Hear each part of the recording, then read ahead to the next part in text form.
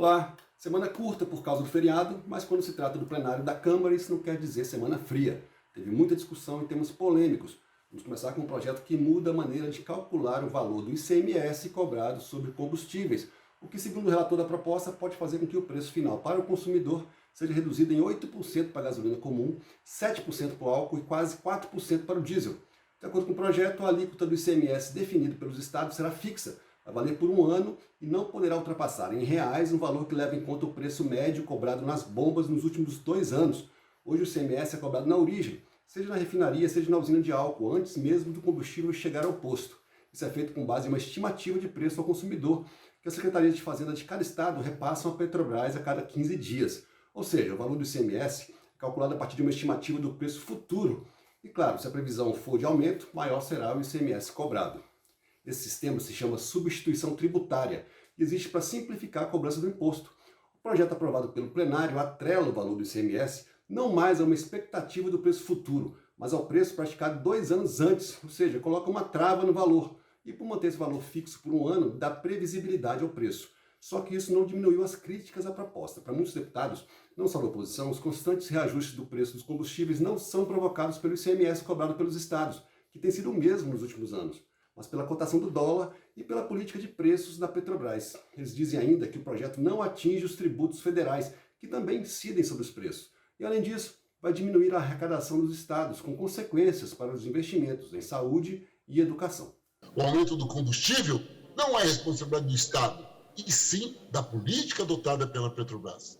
E vou dizer mais, se esse projeto que está sendo discutido aqui fosse votado a semana passada e aprovado, e o preço do combustível reduzido em 8%, essa semana, esses 8% já teriam sumido. Porque o combustível essa semana já subiu 8%. O projeto acabou aprovado por ampla maioria no plenário, com 392 votos contra 71. Sai agora para análise do Senado. Prevaleceu o argumento de que algo precisa ser feito, que uma maior previsibilidade na cobrança do ICMS, que representa em média 28% do preço da gasolina, pode contribuir para estabilizar os preços. Alguém pode dizer, e os governadores vão perder? Não perdem, eles não perdem.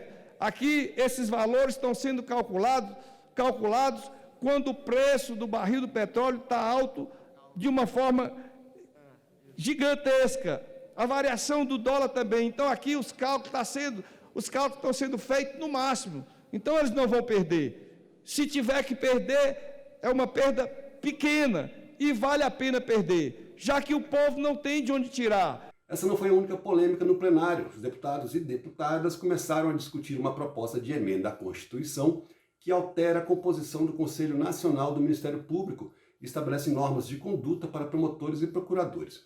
Foi a segunda vez que essa proposta entrou em pauta nas últimas 2 semanas, sem consenso, o que fez com que a votação fosse adiada. Isso porque deputados de vários partidos apontam que a PEC atinge a autonomia e a independência do Ministério Público, o que pode comprometer o combate à corrupção e ao crime. A proposta original, apresentada por deputados de diversos partidos, previa várias mudanças na composição do CNMP, entre as quais a escolha de um corregedor de fora da instituição pelo Congresso Nacional. Órgãos de classe ligados ao Ministério Público reagiram à iniciativa e obtiveram várias mudanças no texto, incorporadas pelo relator, deputado Paulo Magalhães. Entre as mudanças feitas pelo relator está a escolha do corregedor entre os membros do MP. A proposta mantém a escolha pelo Congresso Nacional, mas a seleção será feita entre os procuradores ou ex-procuradores gerais dos diversos segmentos do Ministério Público. O projeto original também dava ao Congresso a atribuição de elaborar um código de ética para o Ministério Público, mas o texto final deixa isso a cargo do próprio CNMP, ficando deputados e senadores com esse poder caso o Conselho não faça isso em um prazo de 120 dias. O texto apresentado pelo relator aumenta de 14 para 17 os integrantes do Conselho Nacional do Ministério Público, sendo que 5 deles indicados ou eleitos pelo Congresso, inclusive o vice-presidente, que será o corregedor. Os defensores da proposta argumentam que o CNMP, que é o órgão encarregado de fazer o controle das atividades dos promotores e procuradores, tem agido de maneira corporativista e permitido abusos. Que uma maior participação da sociedade na indicação dos membros, através do Congresso, vai aprimorar esse controle e permitir maior transparência na atuação do Ministério Público. Esses 2 pontos de vista dominaram os debates no plenário. A principal modificação, que ainda que se tenha trocado elementos do texto anterior, é a possibilidade do controle político da atividade fim do Ministério Público, quando se fala em ato administrativo, inclui, por exemplo, a instauração de inquérito. É um ato administrativo. Houve evoluções importantes, mas a PEC ainda não está em condição de merecer a aprovação do PSB, por isso a retirada de pauta é um imperativo. A PEC pretende modificar o sistema da composição, introduzindo um membro no CNMP escolhido pelo Congresso Nacional entre integrantes da carreira, aqueles mais experientes da carreira, entre ex-procuradores-gerais e atuais procuradores-gerais, para exercerem o papel de corregedores. Ora, é um colégio mínimo, não deve ter 50 pessoas nessa situação no Brasil, todas elas experientes, todas elas maduras, para exercer o papel de corregedoria.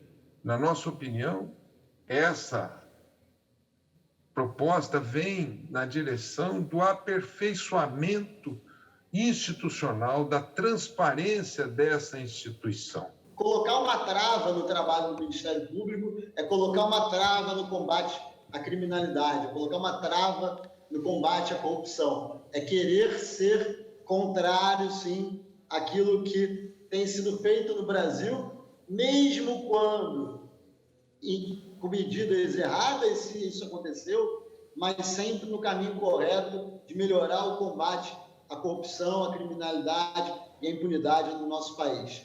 Por isso, essa PEC nada tem de oportuna e nada tem de necessária. Nós temos um código de ética. O Conselho de Ética funciona. Nós já caçamos parlamentares nessa legislatura, e em várias outras. O CNJ tem seu código de ética, o Senado tem seu código de ética. Por que o Ministério Público não pode ter um código de ética? Por que nós não podemos ter paridade da sociedade civil dentro de um Conselho Nacional? Por que o Congresso não pode escolher entre os próprios membros do Conselho do Ministério Público nos estados, os PGJs, os ex-PGJs, o corregedor?